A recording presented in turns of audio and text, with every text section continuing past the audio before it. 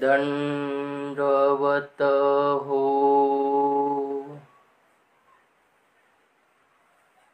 श्री रुद्रपुरे ग्रामी जीव उद्धरितु स्वामी होनी बालकाला निज भक्त रक्षण्याला भक्त रक्षण्याला श्री गोविंद प्रभु महाराज की जय। दंडवत हो। बरेच दिवसापासून चालत आलेलं श्री गोविंद प्रभु महाराज यांचे अगाध अशा लीलेनी असलेले श्री गोविंद प्रभु चरित्र आपल्याला मागे ऐकायला मिळत होतं। काही कारणास्तव मधात बंद केलं आणि डबल आपल्या सेवेमध्ये मी रुजू झालो। ज्या लीला राहिलेल्या आहेत त्यांचा आपण आज श्रवण करणार आहोत। तर आजचे आपण विविध प्रकारच्या आपण श्री प्रभु बाबांच्या लीला बघितलेल्या आहेत। कवना वेळा कवना जीवा काही देती श्री प्रभूची लीला बघा। आजची आपण अशीच एक लीला बघणार आहोत।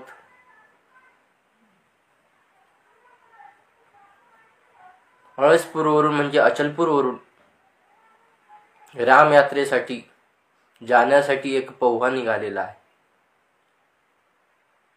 आणि त्या एक पौव्ह्यामध्ये एक सामान्य स्त्री सुद्धा आहे आणि त्या सामान्य स्त्री सुद्धा त्या पौव्ह्यामध्ये अचलपूरहून येत असताना मधात त्यांना श्री रुद्रपूर लागलेला आहे आणि त्या रुद्रपूरला एक दिवस त्या पौव्हेची म्हणजे ज्या यात्रेकरूची व्यवस्था त्या रुद्रपूरमध्ये झाली आहे, त्या नगरात झालेली आहे। आणि त्या ठिकाणी त्या सामान्य स्त्रीच्या पाठीवर मोठाच्या मोठा असा एक फोड आलेला आहे। बघा ना, आपल्याला जर एवढीसा फोड जर झाला तर आपल्याला किती वेदना आपल्याला होत असते। पण त्या जी सामान्य स्त्री होती त्या सामान्य स्त्रीच्या सुद्धा पाठीला फोड आलेला आहे आणि बघा कशा प्रकारची ती लीला होणार आहे। कशा प्रकारे श्री गोविंद प्रभु महाराज आपल्या श्री चरणाने ते फोडणार आहेत ते आपण आज लीला बघणार आहोत। दंडवत प्रणाम। सामान्य स्त्री वर्ण भेदू बघा। सामान्य स्त्री पन्यांगना म्हणून संबोधले जाणारी ती एक सामान्य स्त्री, तिचा वर्णभेदू म्हणजे तिच्या पाठीला भला मोठा असा एक फोड आलेला आहे। बघा किती भाग्यवान जीव म्हणावती की परमेश्वराच्या श्री चरणाने तिचा फोड फोडला गेलेला आहे। किती भाग्यवान जीव म्हणा। बघा, अळसपुराची सामान्य स्त्री रामयात्रेसी जात होती। बघा, अळसपुरातील एक रामयात्रा म्हणजे आमचे सर्वज्ञ श्री चक्रधर स्वामी महाराज जेव्हा भडोसला असताना त्यांनाही सुद्धा रामयात्रेचा हट्ट धरला होता। रामयात्रा म्हणजे आजचे रामटेक या ठिकाणचा हट्ट धरला। या ठिकाणीही या अचलपूरचे लोक त्या रामयात्रेला निघालेले आहेत। बंधूंनो, ती रुद्रपुराशी नगरेश्वरी राहिली। बघा, अचलपूरहून येत असताना त्यांना मुक्काम रुद्रपूरला झालेला आहे नगरामध्ये। अवघी तिची सांगाती हाता अंतू गेली. बघा, ज्या सामान्य स्त्री ज्या लोकांसोबत आलेली होती रुद्रपूरला अचलपूरवरून राम यात्रेला जाण्यासाठी, त्या तिच्या सोबतचे जे लोक होते ते हाटात म्हणजे बाजारात गेलेली आहेत काही घेण्यासाठी. आपल्याला राम यात्रेला जायचं, काय लागते काय नाही, काय कमी पडते म्हणून ते घेण्यासाठी ते गेलेले आहेत. ते एकलीशी पालतीने गेली होती. बघा, ज्या पाठीला लहान मुलाला जर लागलं तर ती वेदना फक्त आई करू शकते. तसाच त्या सामान्य स्त्रीला सुद्धा तसंच झालं की तिच्या पाठीला भला मोठा असा मोठा फोड आलेला आहे आणि ती पाठीवर झोपलेली होती. पाठीशी वरून निघाला होता. बघा, पाठीवर भला मोठा असा एक फोड निघालेला होता आणि ती इतका त्रास होत होता तिला की ती सांगूच शकत नव्हती कोणाला. भयंकर असा त्रास ती जाणवत होती. एखाद्याला फोड जर झाला ना, त्याला विचारावं दुःख कसं होते, त्याप्रमाणे तिला दुःख झालेलं आहे. तेव्हा तिथं गोसावी आले. बघा, किती भाग्याचा जीव म्हणा. त्या ठिकाणी साक्षात परब्रह्म परमेश्वर अवतार श्री गोविंद प्रभू महाराज त्या ठिकाणी आलेले आहेत. फिरत फिरत आपली खेळ क्रीडा करत करत त्या ठिकाणी आलेले आहेत. तिचे पाठीवरून श्री चरणू ठेविला. बघा, श्री गोविंद प्रभू महाराजांनी तिचा फोड फोडण्यासाठी आपला श्री चरण तिच्या पाठीवर ठेवलेला आहे. बघा, आणि हुमकेसी हानुनी वर्ण फोडीला, म्हणजे जोरात दाब देऊन श्री गोविंद प्रभू महाराजांनी आपल्या श्री चरणाने तो फोड फोडला. बघा, किती त्रास झाला असेल त्या सामान्य स्त्रियेला. बघा ना, आपल्याला लागू द्या ना पायाला तुम्ही, 4 वेळेस आपण त्या पायाकडे बघणार. आपल्याला ज्या ठिकाणी फोड झाला त्या ठिकाणी आपण 10 वेळेस बघणार, विचार करणार, आपण डॉक्टरकडे जाणार. पण त्यावेळेस काही डॉक्टर वगैरे काही असतील वैद्य, पण ही सामान्य स्त्री असल्यामुळे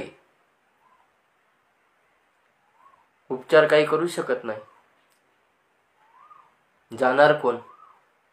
तर ह्या निमित्ताने ती त्या यात्रेकरू सोबत आलेली आहे आणि साक्षात परब्रह्म परमेश्वर अवतारांनी तिचा फोड फोडलेला आहे. बघा, किती भाग्यवान म्हणा. तिने मागच्या जन्मामध्ये कोणाची सेवा केली असन, अशक्ताची सेवा केली असन, कोणाच्या सोबत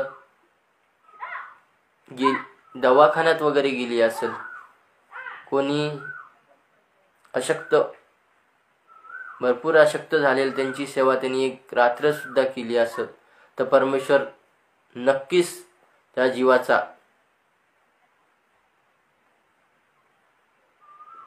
जीवाचा करून घेतातच. त्या जीवाची कणव बघून अवतार आपलं कार्य करत असतात की ह्या जीवाने काय केलं, मागच्या जन्मामध्ये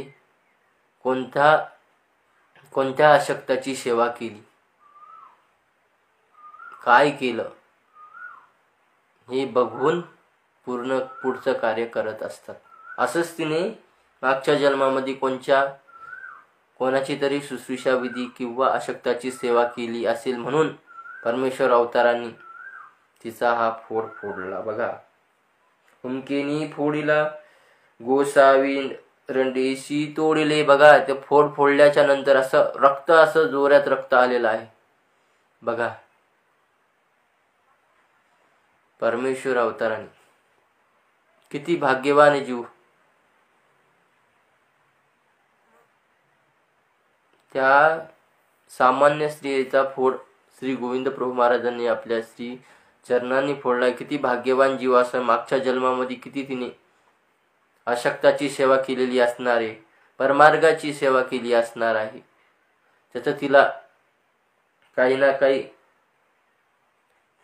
ती जोरजोरात अशी म्हणू लागली, मनातल्या मनात म्हणू लागली, मला कोणी नाही, मला फक्त श्री गोविंद प्रभू महाराज रावळू माय रावळू बाप असे म्हणू लागले ते. आणि त्या फोडामधलं पाणी निघत आहे, रक्त निघत आहे. सगळं ज्या ठिकाणी ती झोपली आहे ती जागा पूर्ण ओली चिंब झालेली आहे. तिचे दुःख होते ते निरपुनी काढिले. बघा, श्री गोविंद प्रभू महाराजांना कणव उत्पन्न झाली आणि ज्या सामान्य स्त्रीला जे दुःख होत होते ते निरपून काढलेलं आहे, म्हणजे ते काढून टाकलेलं आहे. मग ती म्हणितले रावळू माय रावळू बाप. बघा, तिचं दुःख जसं जसं कमी होत गेलं तसं तसं ती म्हणू लागली रावळ माय रावळ बाप, रावळे माझी दुःखी निरसले. बघा, ती म्हणू लागली श्री गोविंद प्रभू महाराजांनी माझं जे दुःख होतं, जो फोड होता, त्याच्यापासून माझी सुटका केलेली आहे. मग गोसावी विजय केले. तिथून श्री गोविंद प्रभू महाराज ज्या ठिकाणी राजमठात होते त्या ठिकाणी तिथे निघून गेलेले आहे. तेव्हा तिची सांगातिले आली. बघा, जे सांगात लोक होते, जे पवेमध्ये आलेले, जे हटामध्ये गेलेले लोक होते, ते तिथे वापस आलेले आहे. ते पुसले हाओ हे काही.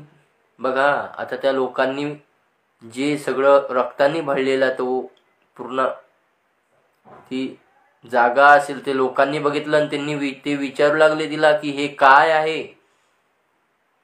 हे काय झालं. ती म्हणितली रावळी ते बीजे केली होती माझे वर्ण फोडीला. बघा, हे सगळा वृत्तांत त्या बाईने, त्या सामान्य स्त्रीने ह्या सोबत आलेल्या लोकांना सांगितलेलं आहे आणि त्या लोकांनी सगळं ऐकून तिच्या फोडाला पट्टी केलेली आहे.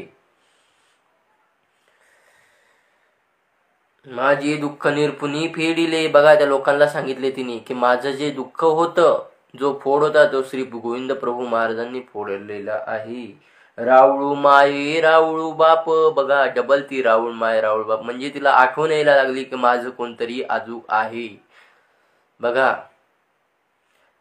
रावळे मा ते रक्षिले. बघा, माझं रक्षण श्री गोविंद प्रभू महाराजांनी केलेलं आहे. बघा, रक्षिता हो उद्धरिता हो, म्हणजे त्या सामान्य स्त्रीचं रक्षण श्री गोविंद प्रभू महाराजांनी केलेलं आहे. बघा, मागच्या जन्मामध्ये तिने कोणाची सेवा केली असेल, सेवा दास्य केला असेल, कोणी आशिक्ताशी सेवा केली असेल, म्हणून त्या अवताराला कणव उत्पन्न झाली आणि श्री गोविंद प्रभू महाराजांनी तिला दुःखापासून सोडवलं.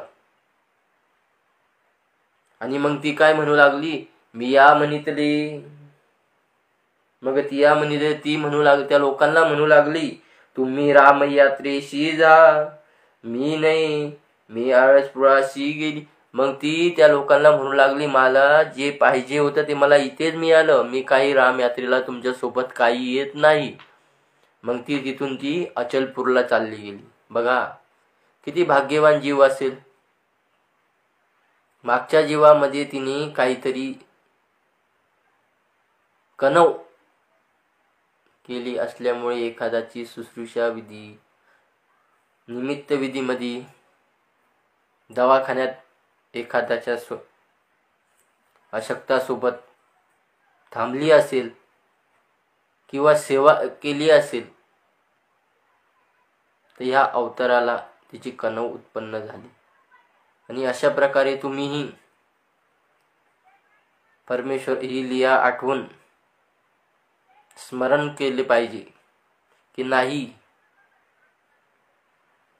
मलाही असे दुःख जर आले तर परमेश्वर वेळोवेळी मला भेटला पाहिजे, जोची व्हावा तोची भेटावा. तुम्ही जर अशक्ताची जर सेवा केली असेल तर तुमच्या वेळी जर कोणी आलेलं तर नक्कीच परमेश्वर तुमच्या सोबत येणार आहे, नाही तर कोणी ना कोणी पाठवणार आहे. तर हरकत नाही. आजची ही सामान्य स्त्री वर्णभेदू ही लीला इथे संपलेली आहे. दंडवत हो.